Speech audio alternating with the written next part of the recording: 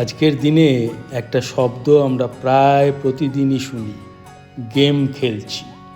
সন্তানদের মুখে এই কথাটা যেন খুব স্বাভাবিক। Free Fire, PUBG, Roblox, Candy Crush নামগুলো আমাদেরও এখন চেনা, কিন্তু ভেবে দেখেছেন কি এই গেমগুলোর আড়ালে লুকিয়ে আছে কিছু অদৃশ্য ফাঁদ।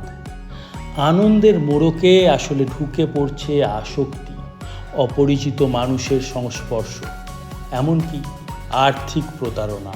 শিশুরা এখন ঘরে বসে স্কুলের বইয়ের বদলে সময় দিচ্ছে গেমে, ঘন্টার পর ঘন্টা চোখ একটানা স্ক্রিনে।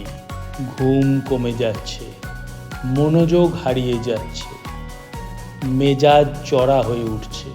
আর এসব গেমে তো এখন ইন অ্যাপ পারচেস বলে একটা জিনিস আছে। আপনার কার্ড বা মোবাইল নাম্বার দিয়ে শিশু হয়তো না জেনেই টাকা খরচ করে ফেলছে। অনেক সময় আবার কারো সঙ্গে চ্যাট করছে। কে সেই অপরিচিত সেটা হয়তো আমরা কেউই জানি না। এবার একটু ভেবে দেখুন, আমরা কি আমাদের সন্তানদের ডিজিটাল জগতের বিপদ থেকে যথেষ্ট রক্ষা করছি? আজ তাই দরকার, তাই নিষেধ করা নয়, বোঝানো, পাশে থাকা, বিকল্প দেওয়ার। আপনার সন্তানের গেমিং অ্যাপটা আপনি নিজের চোখে একবার দেখুন।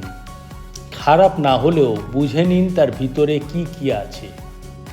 আজকাল মোবাইলে এমন অনেক অ্যাপ আছে যেগুলো দিয়ে আপনি সন্তান কি করছে সেটা দেখতে পারবেন। যেমন গুগল ফ্যামিলি লিঙ্ক, দিনে কত সময় গেম খেলবে সেটা নিয়ে পরিষ্কার নিয়ম করুন। আর গেম ছাড়াও যেন আনন্দ পাওয়া যায় সেই জায়গাটা তৈরি করুন। আঁকা, গল্প বলা, খেলার মাঠ সবই দরকার। সবচেয়ে বড় কথা, সন্তান যেন ভয় না পায় কিছু বলতে। তাকে এমনভাবে বোঝান যেন সে যে কোনো অস্বস্তিকর অনলাইন অভিজ্ঞতা আপনার সঙ্গে খোলাখুলিভাবে শেয়ার করতে পারে।